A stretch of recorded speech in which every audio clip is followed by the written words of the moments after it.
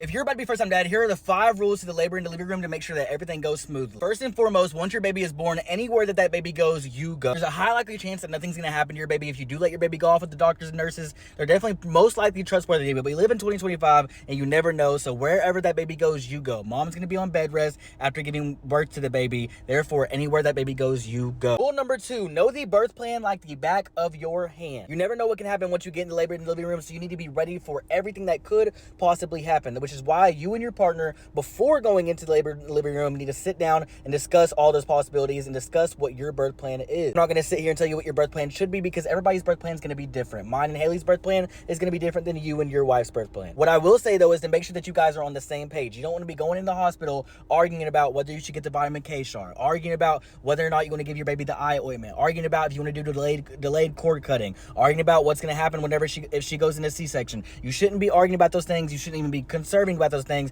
because you should already know what to do and when to do. So know the birth plan like the back of your hand before you go in. Number 3, do not make the situation about you. It's not about you, it's about mom and the baby. She is the one pushing a baby out of her, you are not. Therefore, if she doesn't want a certain person in the room, guess what? That person shouldn't be in the room. If she wants a certain music in the room, she wants a certain vibe in the room, she wants to turn the lights off, she wants to take a nap, she wants to switch nurses, it doesn't matter. It's ultimately up to her. But the things that are going to affect her and herself, those are the things that are not about you. Now, what concerns your baby, those are that has to do with the birth plan that you should talk about before. But anything that has to concern her, your job is to be there for her and to be there for her only, and not to question anything it is that she wants, because this is about her and making sure that she's as comfortable as she can to deliver your child. And before you guys forget, do not forget to save this video to favorites so that you don't forget before you go into the labor and delivery room. Moving on to number 4, which basically kind of piggybacks on the last one, you are the voice of reason in that hospital. Like I said earlier, mom's busy, she's pushing a baby out of her, and she's bedridden. She doesn't need to be the one that if you need to request a new nurse, it needs to be you who does it. If one of y'all needs to speak up and say something that you don't like about what the nurse is doing,